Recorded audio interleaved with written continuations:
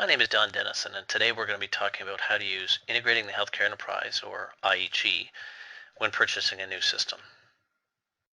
There are a number of ways that people often incorrectly represent IHE when specifying their needs within an RFP or any type of process. We're going to talk about those.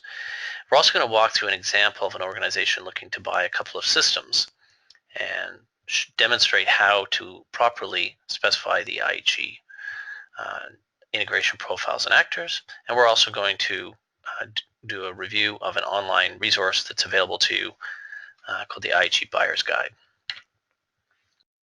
So the first thing you need to understand is within IHE, integration profiles define a specific use case and how to effectively use interoperability within that use case to achieve the benefits. And how that's specified is by describing actors, which are specific, defined, named systems, and between two actors, a transaction. Now, a system can adhere to an integration profile as a defined actor if it can complete the transactions as specified within the IHE technical framework. So what that means is by specifying only the integration profile and not the actor, you're not actually specifying the capability that you want a system to be able to support. And this is a common shortcoming when people who don't fully understand how IHE works. They will list all the integration profiles, but not the actors. And there are some actors that would not make any sense for you to have the system you're buying represent at. So a couple of extra tips is if you have a set of integration profiles and actors, is to specify the priority of them. Some of them will be very important and essential to accomplish your business goals, and others may be conditionally or optionally important or only important in the future. And within each integration profile, there is a fixed number of actor names that are included. And what I often find people do is they will list an actor that doesn't actually exist within that integration profile. So when you're specifying that, it doesn't say anything to the people you're asking to respond other than you may not fully understand what that integration profile is doing. The other thing you want to do is look for the necessary actors. And what I mean by that is the ones that actually perform the capabilities that are important for what you need to achieve. What you don't want to do is just look for the system that has the most check marks, the longest list of yeses for all the integration profiles and actors. It's more important that you have the collection of integration profile and actor combinations that you actually need to accomplish your interoperability or your business goal. Let's look at an example. Within scheduled workflow, which is a very foundational integration profile defined by IHE, which basically describes the image ordering and image acquisition workflow. Within that, there's an actor called ADT. And normally, this would be played by a HIS or an EMR. And what it does is sends patient-level information down to imaging systems so that they know the patient identity and demographics. If you just list all the actors within all of the profiles and say, we're looking for a system that does this, what you're actually saying is, we want our PACS to act like an ADT system. And that's likely not what it is you're looking to purchase. This is about integration and interoperability. And if you're looking to buy a new system and are interested in a number of capabilities as defined by IHE, it's important you also understand what your existing systems do. So if you buy a brand new PACS that supports the IHE scheduled workflow, but your RIS supports none of those capabilities, doesn't represent as any actors, then you need two sides of it to complete that. Now, however, there's probably, given they support some of the similar messaging, there's probably some way to accomplish your goal, but it wouldn't be strictly adhered. And it also doesn't mean that you should ignore specifying IHE in new systems simply because existing systems don't have them, because you may upgrade the system or replace it in future, and you certainly want to look for interoperability. So let's look at an example. Let's say I'm a buying organization, an organization looking to add, I have a number of PACS systems in my enterprise, cardiology PACS, radiology PACS, different facilities within the enterprise. And I'm looking to invest in what's called a vendor neutral archive, which will allow me to store all of my images and archive all of my images from my packs into a central system. And I'm also interested in attaching a zero footprint enterprise viewer so that I can embed that within my EMR that's accessible at all of my facilities, and I can use that system to view images that have been acquired and have been read in all the various PAC systems. So as shown along the bottom in the tables, if we take a look at one particular integration profile as an example, the CPI profile is called Consistent Presentation of Images, and its focus is really about presentation states, markups, and making sure that those are interoperable among systems. So in this example, my existing systems, my packs, act as an evidence creator, image manager, archive, and image display, meaning that they can create markups, they can store them, and they can display them.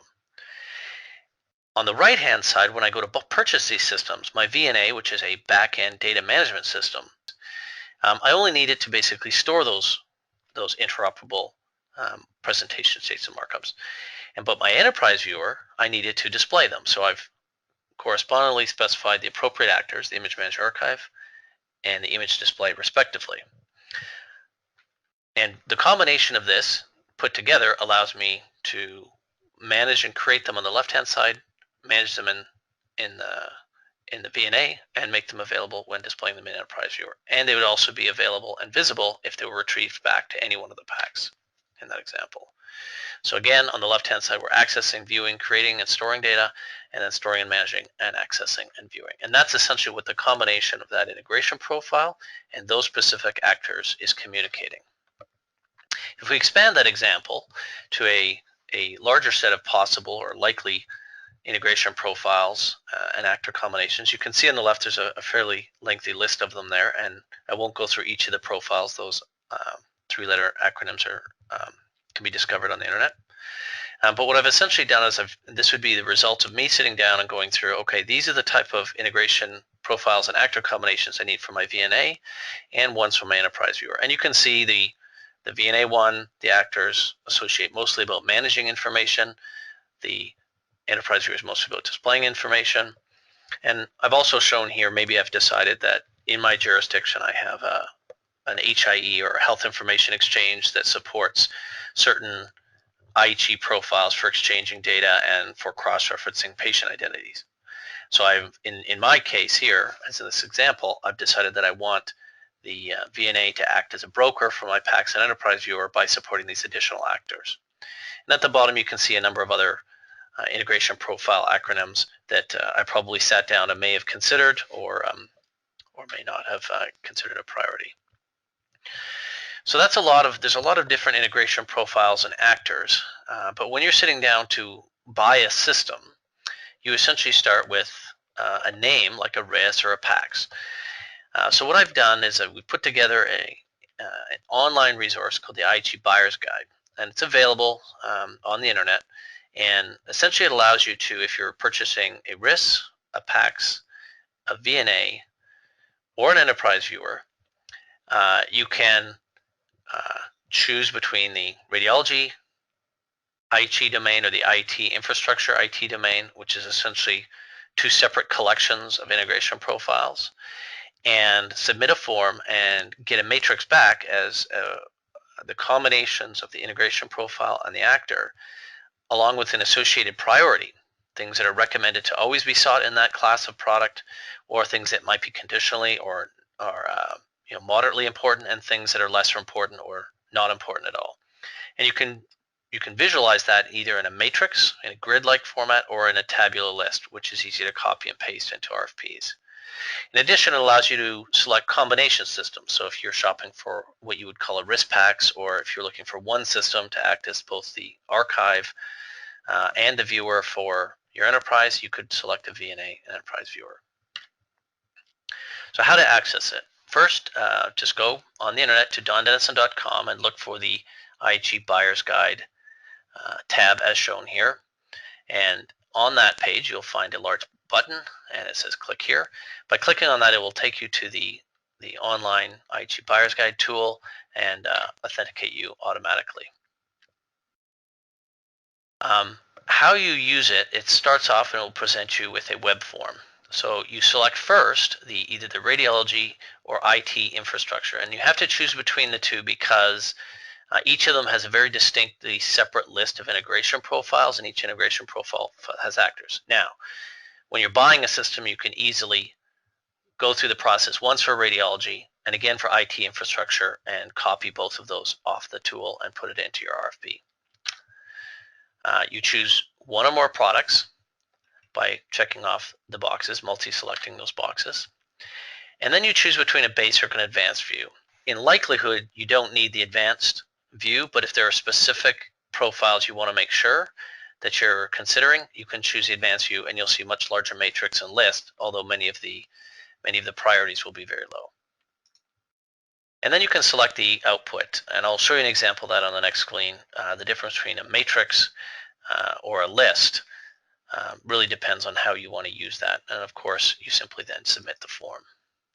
So here we have an example of the VNA and the enterprise viewer, and it's rendered as a matrix. So if we took that exact same combination under the radiology domain and rendered it as a list, if we went back to the form and chose the list rather than the matrix, you'll see here it comes out as a organized by integration profile with the actors grouped that are listed in there and indicating again the priority or whether they're applicable or not, and the list goes on.